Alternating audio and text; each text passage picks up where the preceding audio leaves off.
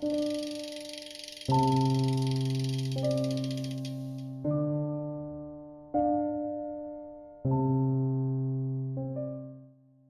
es que a la vez que están matando en Iparralde, matan en Vitoria.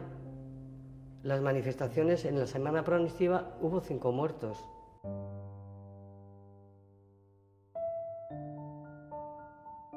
Hay que contextualizarlo. Cuando pasa eso, está pasando lo de Vitoria a la vez.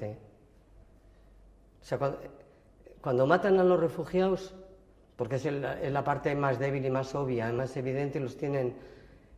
Pero cuando los refugiados también se empiezan a organizar y hacen sus sistemas de defensa, etcétera, también ellos también se van replegando, digamos.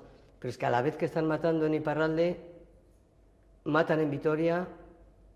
Las manifestaciones, en la semana preamnistia hubo 5 muertos. En el 76, 77, 5. Y no pasó nada, en el sentido de que se celebraron las elecciones, todo era democracia y todo era maravilla. Pero eso queda para el fondo de que saben que esto no se acaba así de cualquier manera, que es cuestión de que nos pegan 4 sustos y nos escondemos, no.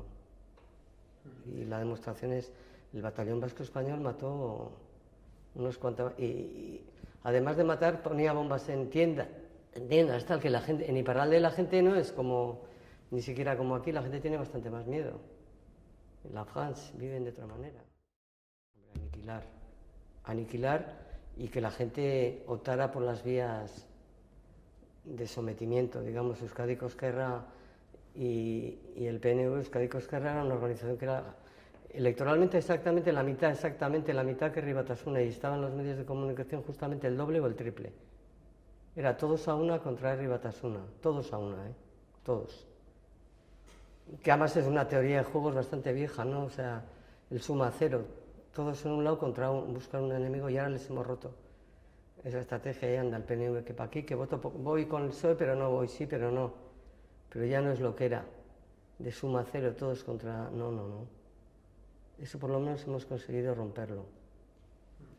Ahora a ver si hay habilidad para saber capitalizar esa ruptura y pasar a hacer al revés. Suma para aquí y cero para allá.